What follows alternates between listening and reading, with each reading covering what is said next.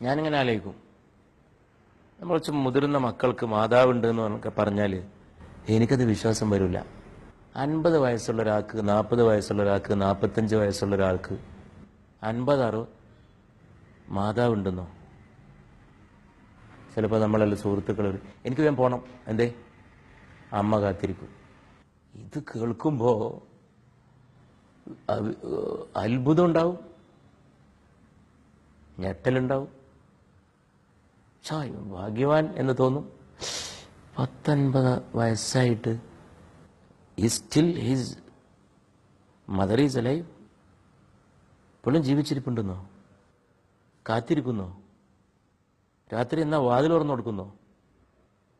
ഇംഗ്ലീഷിൽ ആ പഴമൊഴി ഉണ്ടല്ലോ, വിജയിക്കുന്ന ഏത് പുരുഷന്റെ പിറകിൽ ഒരു സ്ത്രീ ഉണ്ട്. പഴമൊഴിയൊക്കെ നല്ലതെന്ന് ഞാൻ പറയാറുണ്ട്, ചെറിയ തിരുത്ത് വേണം. അത് പാശ്ചാത്യ സംസ്കാരത്തിൽ ഗണിക്കപ്പെട്ട പോലെ ഭാര്യയല്ല, അമ്മയാണ്. അതാണ് ആ സ്ത്രീ. എല്ലാ വിജയം അവിടുന്നാണ്. വിജയിക്കാൻ അവർ കൂടെ വേണമെന്നില്ല. ഭാര്യയെ വിജയിപ്പിക്കണമെങ്കിൽ, ഭർത്താവിനെ വിജയിപ്പിക്കണമെങ്കിൽ കൂടെ ജീവിക്കണം, സഹായിക്കണം. ഇത് പോയാലും നമ്മളെ വിജയിപ്പിക്കും. അവരുടെ പ്രാർത്ഥന നമ്മെ വിജയിപ്പിക്കും. അവരുടെ മനസ്സ് നമ്മെ വിജയിപ്പിക്കും. അവരുടെ സങ്കടങ്ങൾ നമ്മെ വിജയിപ്പിക്കും. അവരുടെ ദുഃഖങ്ങളും ഒക്കെ നമ്മെ വിജയിപ്പിക്കും. അവരുടെ ഓർമ്മ നമ്മെ വിജയിപ്പിക്കും. പള്ളിക്കാട്ടിലെ അവർ കിടക്കുന്ന 6 അടി മണ്ണ്, അല്ലെങ്കിൽ അവരുടെ ചിതാഭസ്മത്തിന്റെ ഒരു നുള്ള്, അല്ലെങ്കിൽ ആ കുരിശിന്റെ ചോട്ടിലെ ആ കല്ലറ, എവിടെയായാലും എങ്ങനെയായാലും അത് വിജയിപ്പിക്കും. അത് പിന്നെയും പിന്നെയും കൂടെ ഉണ്ടാവും. അതൊക്കെ കൂടെ ഉണ്ടാവൂ,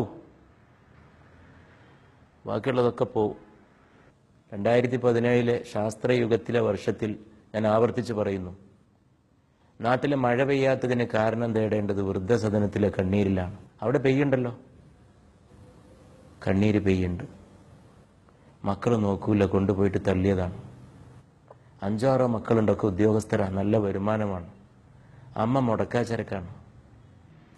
മക്കള് വീട്ടിൽ പാർത്തിട്ട് അമ്മയുടെ ദേഹം പഴുത്തൊലിച്ചിട്ട് മുറിവ് വന്നിട്ട് വീട്ടിൻ്റെ പുറത്തുള്ള ഒരു ചായ്പ് എന്ന് പറയും, ഇവിടൊക്കെ ചായ്പ്, അങ്ങനെ ഇറക്കി കെട്ടിയൊരു സ്ഥലത്തിനാണ് ചായ്പ് എന്ന് പറയുക.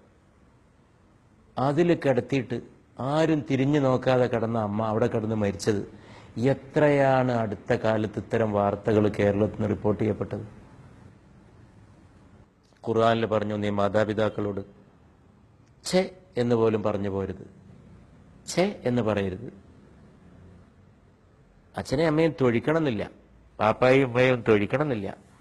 മകനിങ്ങനെ ഇറങ്ങിപ്പോണ നേരത്ത്, നല്ല ഉടുപ്പൊക്കെ ഇട്ട് ഇറങ്ങിപ്പോണ നേരത്ത്, രാവിലെ നന്നായി വസ്ത്രധാരണം ചെയ്ത് മകനോ മകളോ ഇറങ്ങുന്ന നേരത്ത്, സാരിയൊക്കെ ചുറ്റി കൊടുക്കുന്ന നേരത്ത്, അല്ലെങ്കിൽ പാൻസൊക്കെ ഇട്ട് ശരീരം നല്ലോണം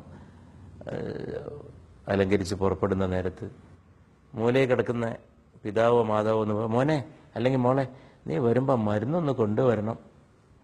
അതിൽ ഒന്നും ചെയ്തില്ല. ഒരു വാക്ക്, നീരസത്തിന്റെ ഒരു വാക്ക് വന്നുപോയി വായിൽ നിന്ന്. ഞാൻ നോക്കാം, എന്തോ ഒന്ന്. ഖുർആൻ പറയുന്നു അത് മഹാപാപമാണ്. ഛേ എന്ന ഒരു വാക്ക്, നീരസത്തിന്റെ ഒരു വാക്ക് മഹാപാപമാണ്. കിണറ്റിലെ വെള്ളത്തിൽ കല്ല് ചെന്ന് വീണിട്ട് അവിടെ അലകൾ ഉണ്ടാക്കുന്ന പോലെ പാപം വൃദ്ധനായ ജനകന്റെ മനസ്സിൽ, പാപം വൃദ്ധയായ ജനനിയുടെ മനസ്സിൽ അത് വിഷമത്തിന്റെ അലകൾ സൃഷ്ടിക്കും.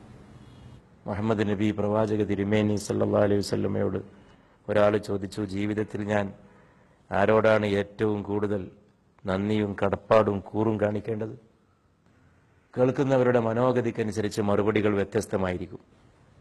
ജീവിതത്തിൽ ഏറ്റവും കൂടുതൽ കൂറ് കാണിക്കേണ്ടത് തന്നെ സഹായിച്ച, വലിയ സഹായം ചെയ്ത ഒരാളുടെ പേര് പറഞ്ഞേക്കും.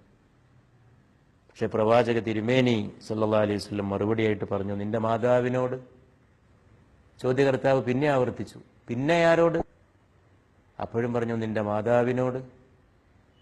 മാതാവെന്ന് മനസ്സിലായി, അടുത്ത ആളാരാന്നാണ് ചോദ്യകർത്താവിന് അറിയേണ്ടത്. പിന്നെയും മാതാവ്. മൂന്നാമതും ചോദിച്ചു, നിന്റെ മാതാവിനോട്. നാലാമത് ചോദിച്ചു, ആവർത്തിച്ചു. അപ്പോൾ പറഞ്ഞു, നിന്റെ പിതാവിനോട്. മാനവരാശിയുടെ 3 റാങ്കും അടുക്കളക്കാരി കൊണ്ടുപോയി, അല്ലെങ്കിൽ മലയാളിയുടെ അലക്കുകാരി കൊണ്ടുപോയി. മലയാളക്കരയിലെ അമ്മ അലക്കുകാരിയാണ്. എപ്പോഴും അമ്മയെ നോക്കേണ്ട സ്ഥലം അലക്കുകല്ലിൻ്റെ അടുത്തുണ്ടാവും. ആ നിൽക്കുന്നാരാ? അതാണ് അമ്മ. ഒറ്റക്കെട്ട് വസ്ത്രം, രാത്രിയും പകലും അലക്ക്, രാവിലെയും വൈകുന്നേരം അലക്ക്. മക്കളൊക്കെ മുതിർന്നാൽ അമ്മക്കൊരു ആശ്വാസമാവെന്ന് വിചാരിച്ചു. അപ്പൊ പിന്നെ മക്കളുടെ വസ്ത്രങ്ങൾ അലക്കലായി. കാശ് കൊടുക്കാതെ ഒരു ധോബിയെ കിട്ടി. എല്ലാവരും ഇങ്ങനെയൊന്നും അല്ല പറയുന്നത്. ഇന്ന് വർദ്ധിച്ചു വരുന്ന ഈ പ്രതിഭാസത്തെ ഒരിക്കലും നിസ്സാരമായിട്ട് കാണാൻ കഴിയില്ല. സംസ്കാരത്തെ ബാധിച്ച ക്യാൻസറായി മാതാപിതാക്കളോടുള്ള അവഗണന വളർന്നു വരുന്നു. വൃദ്ധസദനങ്ങൾക്ക് അടച്ചുപൂട്ടി. വൃദ്ധസദനങ്ങൾ ആവശ്യമാണ്. അവഗണിക്കപ്പെടുന്ന മാതാപിതാക്കൾക്ക് വൃദ്ധസദനങ്ങളാണ് ആശ്രയം. പക്ഷെ മക്കൾ ചെന്ന് എല്ലാവരെയും കൂട്ടിക്കൊണ്ടെന്നാൽ അടച്ചുപൂട്ടേണ്ടി വരും. വീട്ടിൽ കിടത്തണം. SLC പരീക്ഷ കഴിയുന്നവരെ അമ്മ ഒന്ന് മാറി പാർത്തു തരുമോ? മകൾക്ക് SLCയാ, രാത്രി ഉറക്കളച്ച് പഠിക്കണം. അതിനിടയിൽ അമ്മയുടെ ഞരക്കും മൂളക്കും ഒരു ശല്യമാണ് എന്ന് അമ്മയെ ഉപദേശിക്കുന്ന മക്കളുടെ കാലമാണ്. അവർ മറക്കുന്നൊരു സംഗതി ഉണ്ട്. അത് ഈ വയറ്റത്തുള്ളൊരു അടയാളമാണ്. പൊക്കിൾ കുഴി. പ്രസവിച്ചു കഴിഞ്ഞപ്പോൾ നാരുണ്ടായിരുന്നു അവിടെ. കാണാൻ അത്ര അഴകൊന്നും ഉണ്ടായിരുന്നില്ല. അതിലൂടെ ആയിരുന്നു ഓക്സിജൻ, അതിലൂടെ ആയിരുന്നു ആഹാരം, അതിലൂടെ ആയിരുന്നു ഊർജം, അതിലൂടെ ആയിരുന്നു പോഷകങ്ങൾ. അന്നും വേണമായിരുന്നു ജീവൻ നിലനിർത്താൻ ഈ പറഞ്ഞതൊക്കെ. ഒരു കേബിൾ വയറിട്ടു കാരുണ്യവാനായ ദൈവം. പ്രസവിച്ചു വീണു, കേബിൾ വയറുന്ന ആരുമൊക്കെ അറ്റുപോയി. മുദ്ര ഇപ്പോഴും അവിടെ ഉണ്ട്.